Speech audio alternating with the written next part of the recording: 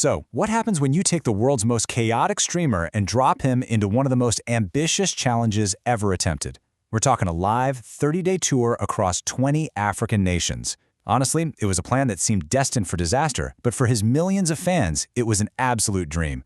And for him, well, it was a journey that would push him way, way beyond his limits. So, you gotta ask, why do it?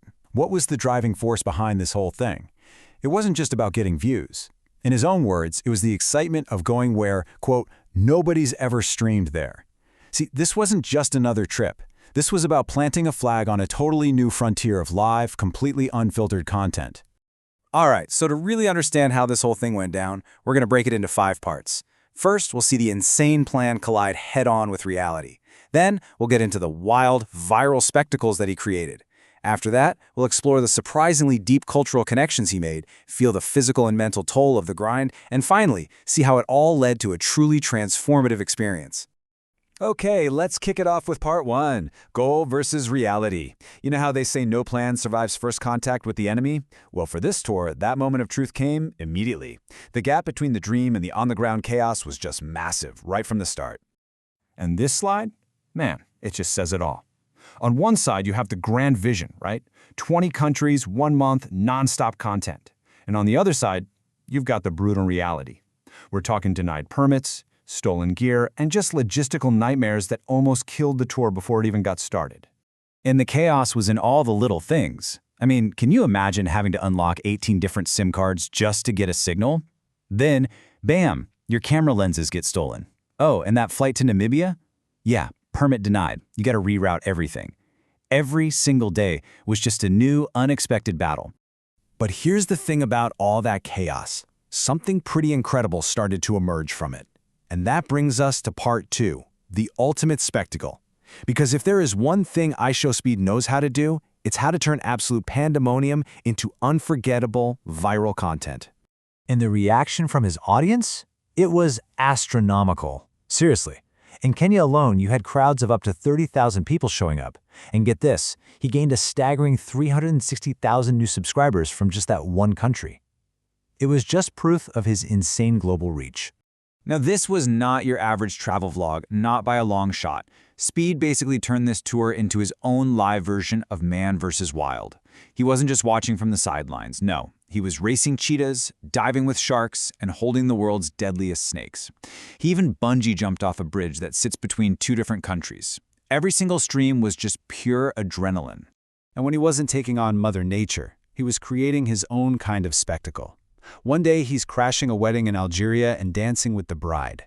The very next, he's in Johannesburg, literally hanging out of a car as it spins in a cloud of smoke with the world's best. These weren't accidents. These were moments perfectly engineered to go viral. But you know, if you look past all the chaos and the clicks, there's a much deeper story here. And this is where we get to part 3, connecting with the continent.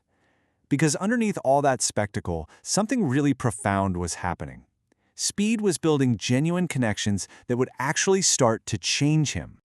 I mean, seriously, how many streamers can say they were literally crowned a king? In Ivory Coast, a village didn't just welcome him, they fully embraced him. They dressed him in royal clothes, gave him a feast, and then officially declared him one of their own. It was just an incredible display of cultural acceptance. And that wasn't just a one-off thing either. These deep cultural dives happened all over the continent. In Eswatini, he's meeting with royalty. In Kenya, he's joining the Maasai tribe in their traditional jumping contest. Ghana gave him a local name. And in Namibia, he learned ancient hunting skills from the San people. Every stop added another layer of real, genuine immersion. But maybe the most profound connection of the whole trip happened in Senegal, at the slave cells on Gori Island. Just standing in that space, with all its history, the journey suddenly became deeply personal. He started reflecting on his own roots, saying, "My great-grandpa was probably in here. I know that my ancestor was in one of these little sails." And right there, in that moment, you realized the tour had become something more than just making content. It turned into a pilgrimage. It connected his own personal story directly to the history of the entire continent, giving his identity a real, physical anchor. It was a huge moment of realization for him. But look, that kind of intense travel, combined with all that heavy emotional discovery, it comes at a price. And that brings us right to part 4, the physical and mental grind. The pace was just absolutely brutal, and it started to push Speed and his entire team right to their breaking points. And you could hear it in his own voice. Just before a stream in Zambia, he admitted something you rarely see from him on camera. He just said, "I am so exhausted right now, so exhausted." It was the stark reality hiding behind that high-energy personality, just pure bone-deep exhaustion. And it's really no wonder why he was so tired. I mean, check out a typical day. He's finishing streams around midnight, maybe grabbing 3 hours of sleep, and then he's up at 6 a.m. for a flight.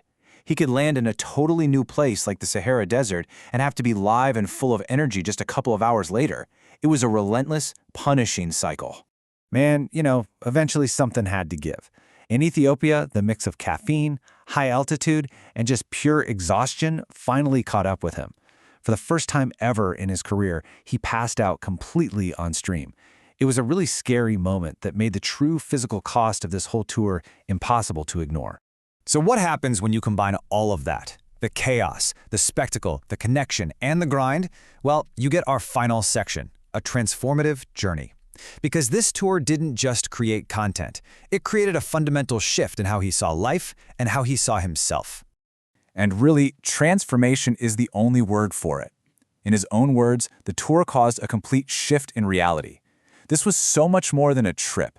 It was a fundamental change in how he saw himself and the entire world around him. And this quote pretty much says it all. Africa Tour really opened up my eyes into a whole nother diameter.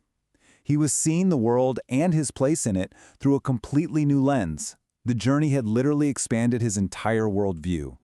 So what all this really points to is a newfound sense of maturity. He even said the whole journey made him feel like a man, and that he was ready for more responsibility. All of a sudden, it wasn't just about the next viral stream. It was about purpose, about heritage, and about the future of his entire platform. So we're left with this question at the end of it all. What really happens when the world's most chaotic streamer takes on his most ambitious journey? The answer is, he does a lot more than just create content. He confronts his own history, he pushes himself beyond every limit he thought he had, and in doing so, he discovers an entirely new version of himself.